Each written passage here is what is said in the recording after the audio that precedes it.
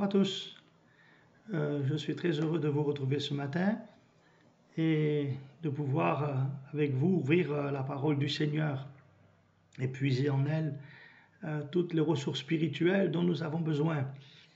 Voilà, ce matin j'aimerais vous parler sur les jours qui précédèrent la venue du Saint-Esprit à la Pentecôte à Jérusalem. Nous savons que dans 2 week-ends, nous célébrerons la fête de Pentecôte et nous sommes donc nous aussi dans les jours qui précèdent cette fête de Pentecôte. Et j'aimerais voir avec vous ce que la Bible nous dit par rapport à ces jours que les disciples ont pu vivre avant d'expérimenter le baptême du Saint-Esprit le jour de la Pentecôte à Jérusalem. Je vais lire avec vous donc dans le chapitre 1er du livre des Actes des Apôtres quelques versets et nous lisons ceci. Théophile, j'ai parlé dans mon premier livre de tout ce que Jésus a commencé de faire et d'enseigner dès le commencement jusqu'au jour où il fut enlevé au ciel après avoir donné ses ordres par le Saint-Esprit aux apôtres qu'il avait choisis. Après qu'il eut souffert, il leur apparut vivant et leur en donna plusieurs preuves, se montrant à eux pendant 40 jours et parlant des choses qui concernent le royaume de Dieu. Comme il se trouvait avec eux, il leur recommanda de ne pas s'éloigner de Jérusalem, mais d'attendre ce que le Père avait promis, ce que je vous ai annoncé, leur dit-il, car Jean a baptisé d'eau, mais vous, dans peu de jours, vous serez baptisés du Saint-Esprit. Alors les apôtres réunis lui demandèrent, Seigneur, est-ce en ce temps que tu rétabliras le royaume d'Israël? Il leur répondit, ce n'est pas à vous de connaître les temps ou les moments que le Père a fixés de sa propre autorité, mais vous recevrez une puissance, le Saint-Esprit survenant sur vous, et vous serez mes témoins à Jérusalem, dans toute la Judée, dans la Samarie, et jusqu'aux extrémités de la terre. Après avoir dit cela, il fut élevé pendant qu'ils le regardaient, et une nuée le déroba à leurs yeux. Et comme ils avaient les regards fixés vers le ciel pendant qu'ils s'en allaient, voici 2 hommes vêtus de blanc leur apparurent et dirent, hommes galiléens, pourquoi vous arrêtez-vous à regarder au ciel? Ce Jésus qui a été enlevé au ciel du milieu de vous viendra de la même manière que vous l'avez vu allant au ciel. Alors ils retournèrent à Jérusalem, de la montagne appelée des Oliviers, qui est près de Jérusalem, à la distance d'un chemin de sabbat. Quand ils furent arrivés, ils montèrent dans la chambre haute où ils se tenaient d'ordinaire. C'étaient Pierre, Jean, Jacques, André, Philippe, Thomas, Barthélemy, Matthieu, Jacques, fils d'Alphée, Simon, le Zélote, et Jude, fils de Jacques. Tous d'un commun accord persévéraient dans la prière et dans l'oraison, avec les femmes et Marie, mère de Jésus, et avec les frères de Jésus. Amen. Voilà donc ce que la Bible déclare quant aux jours qui ont précédé la venue du Saint-Esprit à la Pentecôte. Ce livre des Actes des Apôtres a été écrit par Luc, le médecin, et nous savons que ce même Luc a écrit l'évangile, le 3e évangile qu'on trouve dans nos Bibles, et il l'a écrit à un certain Théophile. Et ici, il dira à Théophile que dans son premier livre, il a parlé de tout ce que Jésus avait commencé de faire et d'enseigner dès le commencement jusqu'au jour où Jésus fut enlevé au ciel après avoir donné ses ordres par le Saint-Esprit aux apôtres qu'il avait choisis. Il parlera ensuite des souffrances de Christ après qu'il eut souffert. Il dit qu'il leur apparut vivant en leur donnant plusieurs preuves, en se montrant à eux pendant 40 jours et parlant avec eux des choses qui concernent le royaume de Dieu. Ce que Jésus avait commencé de faire et d'enseigner. Nous bénissons Dieu pour l'évangile. L'apôtre Pierre le résume cet évangile en disant, vous savez comment Dieu a oint du Saint-Esprit et de force Jésus de Nazareth, qui allait de lieu en lieu, guérissant tous ceux qui étaient sous l'empire du diable, car Dieu était avec lui. Il dira, nous sommes témoins de tout ce qu'il a fait dans le pays des Juifs et à Jérusalem.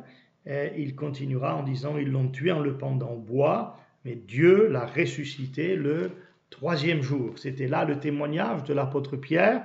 C'est le témoignage également de Luc, le médecin, qui a écrit l'Évangile, le livre des Actes des Apôtres, tout ce que Jésus a fait, tout ce que Jésus a accompli, toutes les œuvres extraordinaires, miraculeuses que le Seigneur a manifestées en son temps, et également sa mort sur la croix, la mort expiatoire, puisque c'est pour nos péchés que Jésus est mort sur la croix.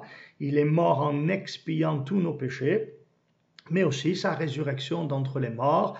Pierre dit que Dieu l'a ressuscité des morts le troisième jour. Il dira, il n'était pas possible que le prince de la vie soit retenu par la mort. Le troisième jour, Christ est sorti vivant, vainqueur de la mort. Il en avait triomphé et il vit maintenant au siècle des siècles. Nous savons cela, nous qui avons cru au Seigneur, nous savons que tout cela est réel, tout cela est vrai. Et tout cela est la base même de notre foi. Nous croyons effectivement ces choses qui ont été écrites par Luc le médecin et par les autres évangélistes. Nous sommes persuadés que c'est là un message fondé sur la vérité. Jésus a donné sa vie pour nous et il est ressuscité des morts après avoir accompli pendant 3 ans un ministère extraordinaire de guérison, de délivrance, de libération des âmes captives. Il y a là vraiment de quoi se réjouir de ce Dieu qui est venu apporter aux hommes une si grande et une si belle bénédiction. Jésus affirme du moins Dieu affirme que Jésus est ressuscité d'entre les morts. La parole de Dieu rend ce témoignage et elle affirme que Jésus est le même hier, aujourd'hui, éternellement, ce qui signifie que ce que le Seigneur a fait hier, il le fait encore aujourd'hui. On peut s'attendre à voir le Seigneur accomplir dans nos vies des miracles, des prodiges, des guérisons, des délivrances de toutes sortes, que le nom du Seigneur soit béni. Et puis, vous l'avez vu, ici, Luc dit que le Seigneur, après qu'il ait souffert, leur est apparu vivant. Il leur en a donné plusieurs preuves. Il s'est montré à eux pendant 40 jours et parlant avec eux des choses qui concernent le royaume de Dieu. Donc, pendant les jours qui précédèrent la venue du Saint-Esprit à la Pentecôte, Jésus a passé du temps avec ses disciples et il leur a parlé, les a enseignés, et il leur a parlé de tout ce qui concerne le royaume de Dieu, des choses qui concernent le royaume de Dieu. Je crois que c'est une chose importante et c'est une chose même très bonne, excellente, que de pouvoir nous entretenir les uns et les autres sur les choses qui concernent le royaume de Dieu. Souvent, nous parlons de choses qui concernent toutes sortes de choses qui n'ont rien à voir avec le royaume de Dieu. Et quelquefois, les choses du royaume de Dieu sont un petit peu mises de côté. Elles ne sont pas recherchées, elles ne sont pas désirées dans nos cœurs. Et bien sûr, elles ne deviennent pas alors l'objet de nos discussions. Mais je crois que ce que Dieu désire aujourd'hui et que Dieu fasse que pendant les jours qui précèdent cette fête de Pentecôte, nous soyons de ceux qui seront capables de s'entretenir sur les choses qui concernent le royaume de notre Dieu. Je crois que c'est là le sujet le plus important de nos discussions. Quelquefois, on se perd dans toutes sortes de discussions vaines qui n'ont pas de portée spirituelle et de conséquences spirituelles dans nos cœurs, dans nos vies. Il me semble que ce que nous devons faire, c'est de s'entretenir les uns les autres, de se parler les uns aux autres sur les choses qui concernent le royaume de Dieu. Elles vont nous encourager, ces choses. Elles vont nous fortifier.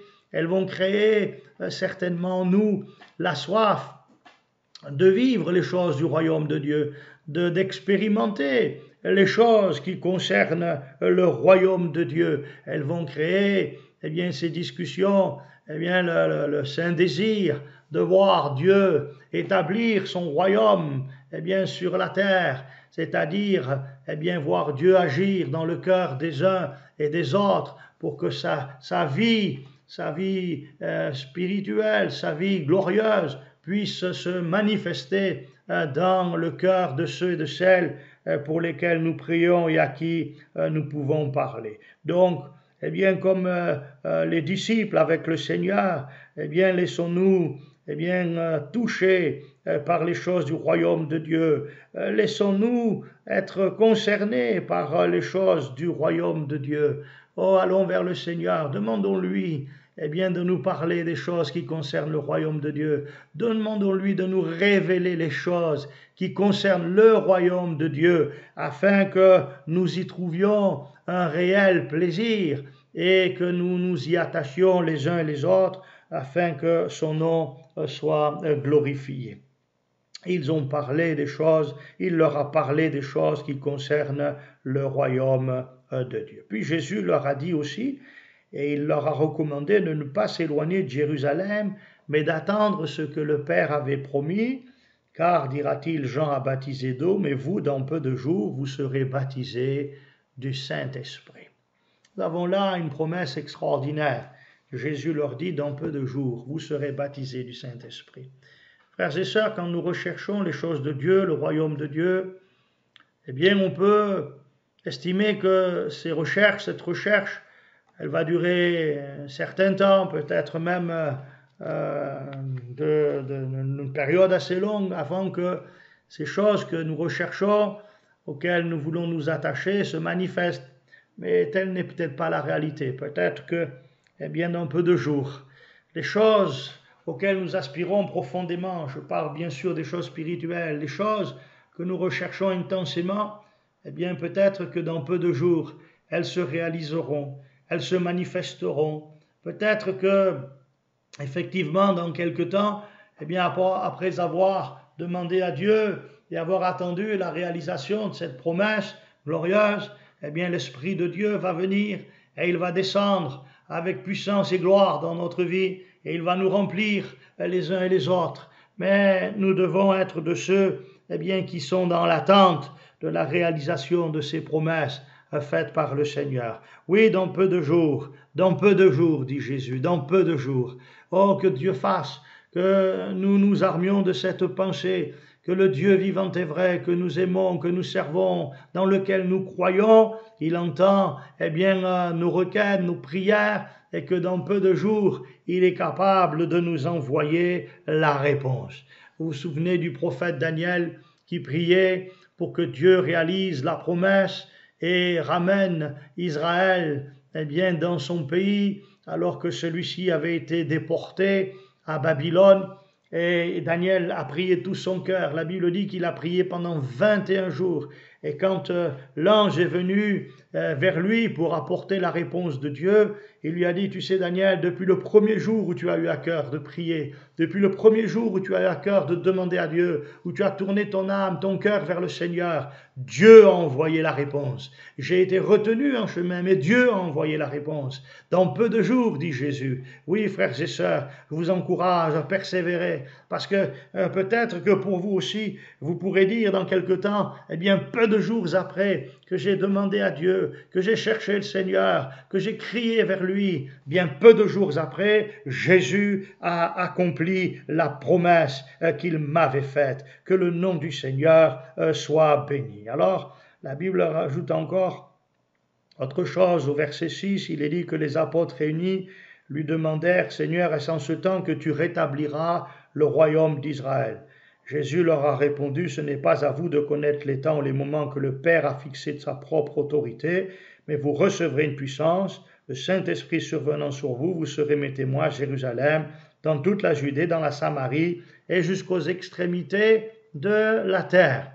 Ici, les disciples, après avoir été enseignés par le Seigneur, avoir entendu le Seigneur leur parler des choses qui concernent le royaume de Dieu, après avoir entendu Jésus leur faire cette promesse extraordinaire que dans peu de jours, ils seraient baptisés du Saint-Esprit, les disciples posent une question qui semble hors contexte.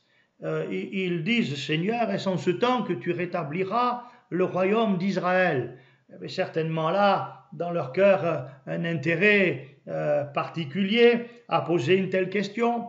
Et Jésus leur a dit, mais ce n'est pas à vous de connaître les temps ou les moments que le Père a fixés de sa propre autorité. Mais, par contre, vous recevrez une puissance. Et alors, eh bien, à partir de là, vous deviendrez mes témoins, que ce soit à Jérusalem, mais aussi dans la Judée, dans la Samarie, et même jusqu'aux extrémités de la terre. Cela m'amène à cette pensée qu'au fond, les disciples ici sont hors contexte parce qu'ils veulent savoir des choses qui, quelque part, n'étaient pas une priorité pour Jésus. La priorité pour Jésus, c'était que les disciples reçoivent le Saint-Esprit et qu'ils deviennent des témoins, jusqu'aux extrémités de la terre. Or ici, bien, la priorité des disciples était de savoir si c'était maintenant que le Seigneur allait rétablir le royaume d'Israël, chasser les Romains, aller bien maintenant rétablir la royauté à Jérusalem, aller bien enfin s'asseoir le roi, etc. Donc, Seigneur, dis-nous, et surtout, Seigneur, qu'on puisse être assis autour de toi sur des trônes également. Ainsi, ils se sont trompés de priorité. Et je crois que nous devons réfléchir aux priorités de nos vies. Qu'est-ce qui est prioritaire? Qu'est-ce qui doit prendre le dessus sur tout le reste? Je pense que la priorité, c'est notre vie spirituelle, notre marche avec Dieu, c'est notre service pour Dieu, c'est notre consécration à Dieu, c'est notre amour pour le Seigneur, c'est le salut des âmes, c'est la croissance spirituelle de l'Église des enfants de Dieu, c'est la sanctification pour chacun d'entre nous. Ces choses sont des choses prioritaires et je dois avouer que quelquefois ces choses n'ont pas été prioritaires dans nos vies, elles ont été plutôt secondaires et le Seigneur bien sûr a été attristé de cette réalité et il me semble que nous avons besoin de revenir aux choses prioritaires. Le Seigneur ici dit, vous recevrez une puissance, le Saint-Esprit survenant sur vous, et vous serez mes témoins. Je crois que la priorité des priorités, c'est que le peuple de Dieu vive une nouvelle Pentecôte. La priorité des priorités, c'est que le peuple de Dieu soit à nouveau rempli du Saint-Esprit. La priorité des priorités, c'est que dans nos vies, dans nos maisons, dans nos lieux de travail, dans nos écoles pour ceux qui sont étudiants, dans nos églises, l'action du Saint-Esprit soit réelle, soit véritable. Il nous faut rechercher cela, il nous faut demander à Dieu, il nous faut tourner nos cœurs vers le Seigneur afin que celui-ci nous remplisse du Saint-Esprit comme il l'avait promis, pour faire l'œuvre de Dieu, pour pouvoir atteindre la génération qui est la nôtre, qui semble aujourd'hui inatteignable quelque part. Nous savons que c'est difficile aujourd'hui de prêcher l'évangile, de rendre témoignage. Le terrain n'est pas favorable. La France est une terre dure, fermée à l'évangile, mais notre Dieu est plus grand que tout. Notre Dieu est au-dessus de ces réalités auxquelles nous sommes confrontés, mais pour que les choses puissent aller de l'avant, pour que l'évangile ait un impact véritable, il nous faut revenir à cette priorité dont parle ici Jésus.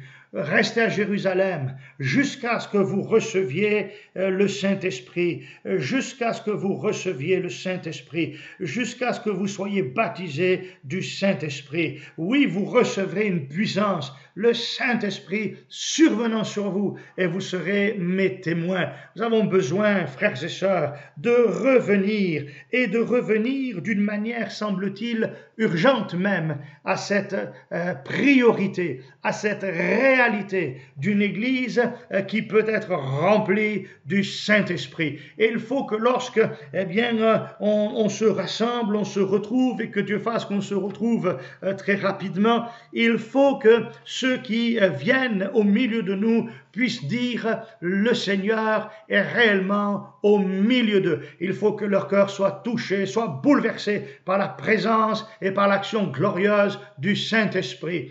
Tout ce que nous pouvons faire, nos programmes et tout le reste, bien sûr, on leur place. Bien sûr, cela semble utile, mais tout cela sera inefficace si il n'y a pas l'action véritable, réelle du Saint-Esprit qui peut toucher, bouleverser les cœurs et amener quelqu'un à la croix du calvaire pour découvrir l'amour de Dieu qui peut le sauver. Alléluia. C'est pourquoi, frères et sœurs, je voudrais que l'on remette au goût du jour, la réalité de la priorité d'être rempli du Saint-Esprit. Vous recevrez une puissance, le Saint-Esprit survenant sur vous, et vous serez mes témoins.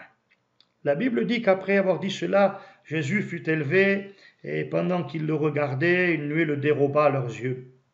Et comme ils avaient les regards fixés vers le ciel, deux hommes, bien vêtus de blanc, leur apparurent et dirent: Hommes galiléens, pourquoi vous arrêtez-vous? Regardez au ciel, ce Jésus qui a été enlevé au ciel du milieu de vous viendra de la même manière que vous l'avez vu allant au ciel. Ils ont vu le Seigneur monter au ciel. Nous savons, d'après les Écritures, que Jésus est monté s'asseoir à la droite du Père, d'où, l'Écriture dit, il a envoyé le Saint-Esprit.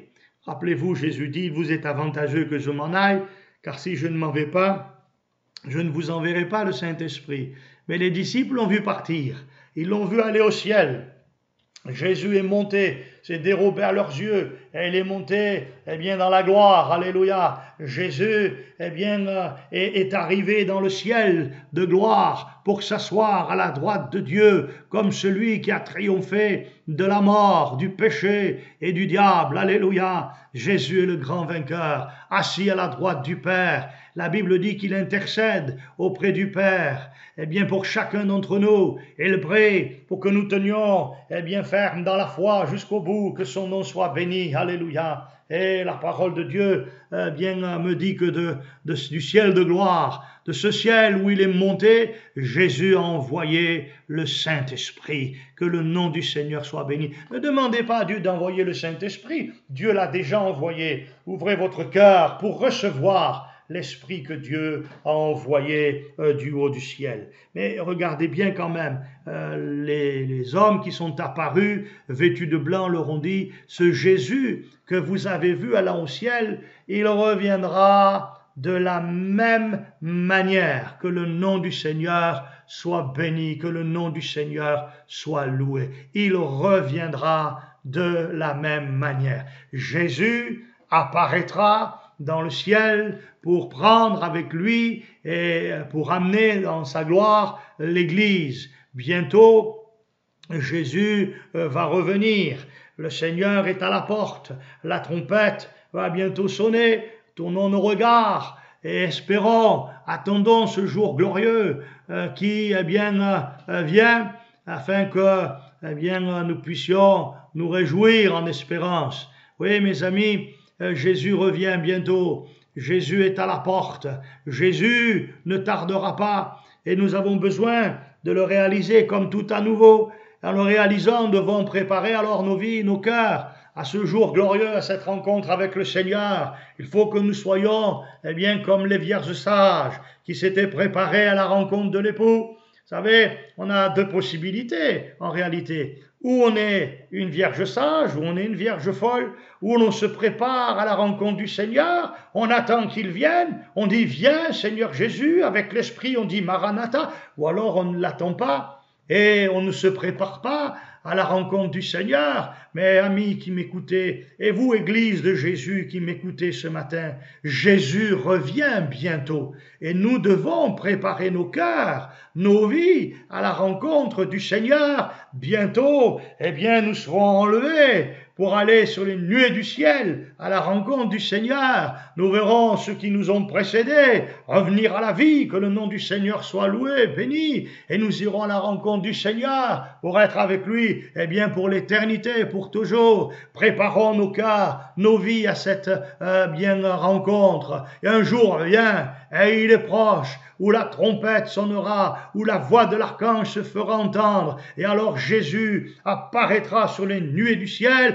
et il attirera, lui, l'Église qu'il s'est acquise par son propre sang. Ce matin, eh bien, réalisons, peut-être comme tout à nouveau, ouvrons les yeux tout à nouveau sur cette réalité, cette vérité. Oui, Jésus revient, et il revient bientôt.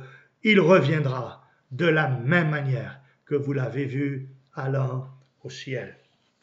Puis je termine eh bien, ce matin, parce que la Bible nous dit qu'après cela, ils sont retournés à Jérusalem, à la montagne appelée des Oliviers, qui est près de Jérusalem.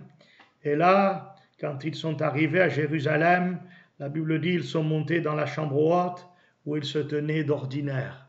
J'aime beaucoup cette phrase, où ils se tenaient d'ordinaire.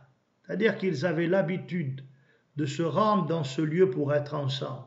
Et que faisait-il à l'intérieur eh bien, de cette chambre haute? Eh bien, la Bible dit, il eh bien, persévérait d'un commun accord dans la prière et dans l'oraison. Il persévérait d'un commun accord dans la prière. Je crois, frères et sœurs, que tout réveil dans l'histoire de l'Église,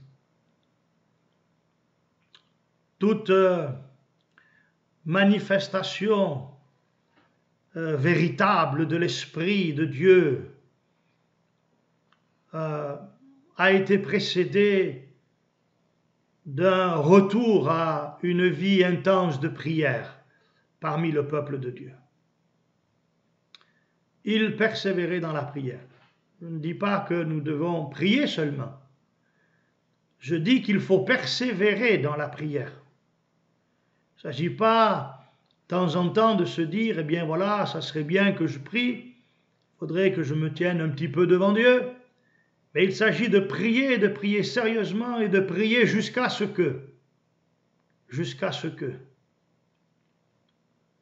qu'un bruit comme celui d'un vent impétueux remplisse toute la maison, que des langues de feu apparaissent. Vous comprenez ce que je veux dire, jusqu'à ce que le Saint-Esprit nous visite et nous remplisse.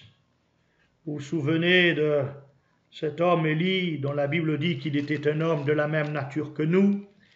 La Bible dit que cet homme pria avec instance pour que la pluie ne tombe pas, et il s'est arrêté de pleuvoir pendant 3 ans et 6 mois. Puis il pria de nouveau, et le ciel donna de la pluie, et la terre produisit son fruit.